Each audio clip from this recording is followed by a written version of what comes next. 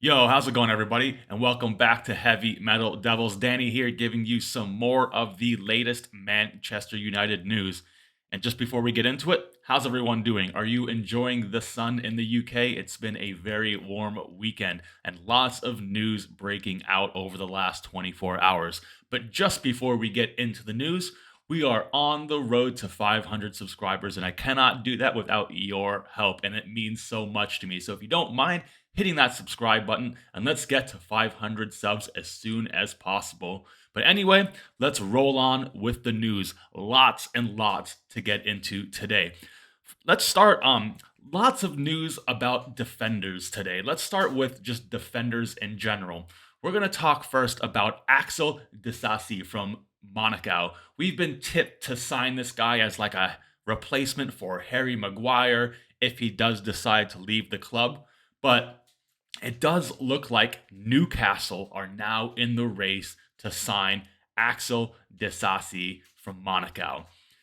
This has been reported by Football 365, Team Talk, and even the MEN. I think Fabrizio Romano has actually reported this as well. He's 25 years old, which is a decent age for a defender. It's kind of unusual to see a defender of this age just breaking out now. I guess Van Dijk was the similar way, but I know Ten Hag he's been asking for this guy. He's been wanting this guy for a long time, since I think for at least the last few weeks, since we knew that we weren't going to land Kim Min Jae. Um, so yeah, it does look like Newcastle are in the hunt, and seeing the way they are doing business, I'd be a bit worried about that. They seem to be wrapping up deals a lot more efficiently than we are, and I can actually see this happening, him going to Newcastle. We really need to get Maguire out, and we're actually going to be talking about Maguire in just a minute, just so we can have the funds to replace him and get another proper center back in that can fit our system. I'm not all that familiar with Disasi too much. I know he isn't like the quickest center back. I think he actually has like a really nice shot on him. He's pretty decent with his feet, but he's not.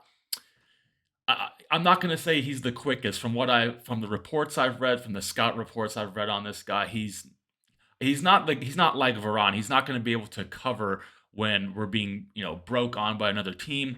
So I wonder exactly what his spot will be, because Lindelof is not exactly the fastest, and even Martinez is not the fastest guy in the world. So I'm not sure where he'd actually fit in. But if Ten Hag wants him, Ten Hag should get him, and I don't think he would cost that much. Hay fever killing me. Anyway, let's keep going with defenders. Let's talk about Eric Bailly. So, Real Betis have identified Manchester United defender Eric Bailly as a potential target this summer.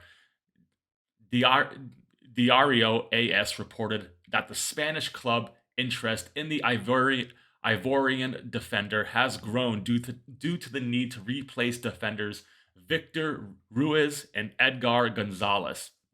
And from what I'm hearing, I know we had like a 2 million price tag on Eric Bailly, but according to these outlets, we might be getting around 8 million. Not a crazy increase, but a decent increase from that 2 million. And I think 8 to 10 million should be the range that we're trying to sell this guy for. It's time for him to go. He's been on loan for as long as I can remember. I don't remember the last time he actually featured in our team. He gets injured all the time. He is an exciting defender to watch because he's just a total shithouse. But it is time for him to go. He's not part of the future plans. And almost any offer that Real Betis come in for this guy, just take it and move on. So yeah, it looks like Bailly is possibly set to join Real Betis in Spain in La Liga.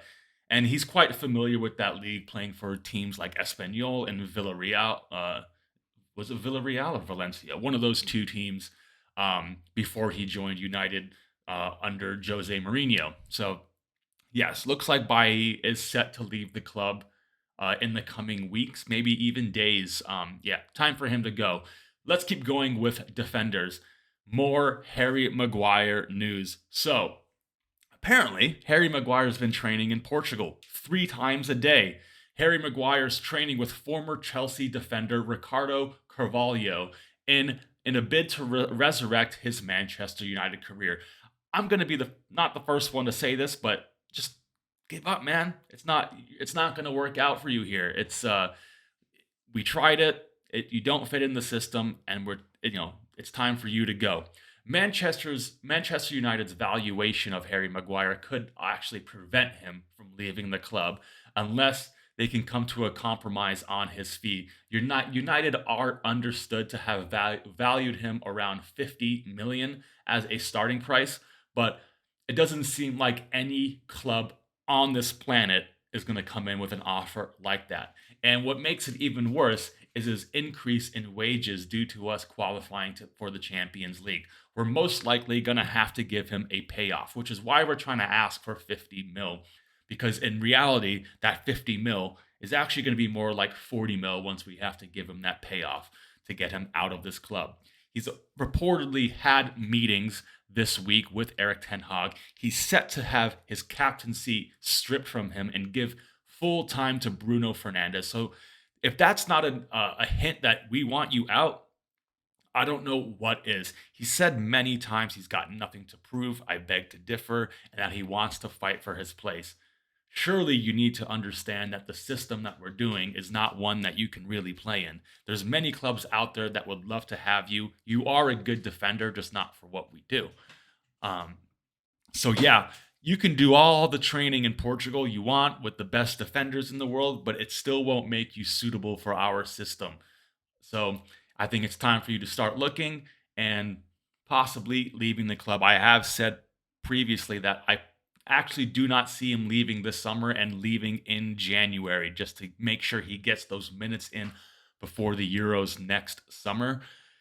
But yeah, keep an eye on teams like West Ham because I know they're huge fans of Harry Maguire, but I don't think they want to go above the 35 mil mark. So just keep an eye on West Ham. I think there might be some movement there. If not this summer, look 6 months ahead in January.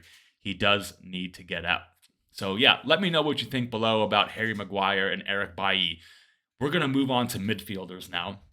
So Fred, this broke out over the weekend that Fred has officially switched agencies. Fred is now represented by the Brazilian agency called Energy Sports, who oversaw Gabriel Jesus' transfer from Manchester City to Arsenal last year. And the former Arsenal and Brazilian midfielder Gilberto Silva has previously represented Fred. But this is all pointing to Fred now either moving to a place like Fulham or going and getting that Saudi money. In my opinion, I think it's time for him maybe to go get that big bag in Saudi Arabia. I think he'd do really well over there, but I do know Fulham really want Fred. He would fit quite nice into their system. I think the reports around 15 to 20 million offers for Fred. I'm hoping we get around that 20 mil mark. He does only have 1 year left on his contract, but we did pay like 55 million for him. So I think we should try and recoup 20, minimum 15, but I'd love that 20 mil to go back into our bank. So all eyes on Fred this week. I think this will be happening in the coming days, maybe by the end of the week or next weekend, that he will be out of this club. And maybe from there on, we can try and get another midfielder, maybe like an Amrabat or someone, maybe even a Lavia in. But I don't think any of that will happen until towards the end of the transfer window. We got to get our main targets in first. And anyway, moving on. Amad Diallo. I actually just did a video yesterday saying how he is going to be the most exciting player to watch on preseason. Will he actually make it to preseason? That's the big question. Manchester United are apparently listening to loan offers for the Ivorian Coast winger Amad Diallo, who spent last season on loan at Sunderland. I reported yesterday in that video that teams like Burnley and Sheffield United are looking at Amad Diallo. In my opinion, I'm not sure. I think we'll try and get him loaned, hope that he does very well again, and then try to sell him. He is an asset for us, and I think he's like one of our few players that the value hasn't really dropped. His value has maintained, especially after last season. So I'd look at Amad Diallo going out on loan. I think this is all dependent on Jadon Sancho, who we're about to talk about in a second. If Jadon Sancho goes, maybe Diallo stays because we'll need some more. We'll need some more filler on the wing side because we can't just have Anthony on that right side alone. We'll need another player to fill in when Anthony cannot play or just when he drops off form, which could happen if we did look back at last season. So keep an eye on Amad Diallo. Might be going back out on loan. I'd be keeping an eye on like clubs like Burnley and Sheffield United, who are very interested in loaning this player. And on to Sancho. So it was reported last week that Ten Hag is looking to get rid of 4 players: Fred, McTominay, Maguire, and surprisingly, Sancho is on that list. And according to the Daily Star, Tottenham are considering whether to launch a £50 million bid for Sancho as Postecoglou continues to reshape his squad that he has inherited. This is also being reported from Give Me Sport, Football Talk, various outlets reporting this. And if they do come in with 50 million for Jadon Sancho, I'll pack his bags for him as much as I do love him. But I think we have to take that offer because I don't think we can risk him losing even more value. We paid 73 million from him, and this is already a 20 million plus loss on him. So if they do come in with this amount of money, we need to take it and invest it into either more midfielders or another striker. I'm probably going to go with another striker. Maybe we can even use this as a tool to get Harry Kane towards the end of the window. Keep an eye on this. Tottenham have emerged multiple times now as a suitable club for Jadon Sancho. They seem to be very keen on him.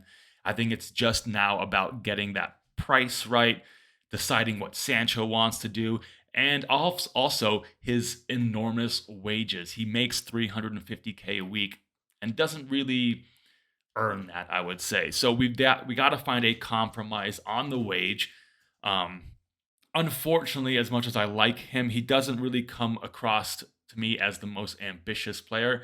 He might be totally okay sitting on the bench collecting that money, which will be kind of devastating for us because that's a lot of money. He's one of our highest, if not the highest paid player at the club, and not giving us, that return back. So, yeah, I'm all about Jadon Sancho going to Tottenham. Keep all eyes on Tottenham. There's been a few other clubs that have been reported in signing him, but none of that looks as concrete as Tottenham. So, yeah, all eyes on Jadon Sancho going to North London down the road for me here. So, yeah, keep an eye on all that. So, I think that's about it. I'll be back this afternoon for some more news. So let me know what you think about Axel Disasi possibly joining Newcastle, Eric Bailly going to Real Betis, Harriet Maguire apparently training 3 times a day in Portugal with Ricardo Carvalho, Fred maybe going to Saudi Arabia or going to Fulham. He's changed agencies now. It looks like Amad Diallo is going to be set to go back on loan, as exciting as he was last year, and we all wanted to see him in the squad this season, so keep an eye on that. And the potential transfer of Jadon Sancho going to Tottenham. I think that might be the most exciting one on this list. So let me know what you think about all these transfers. Don't forget to like, share, subscribe. Let's get to 500, and I will see you all on the next one.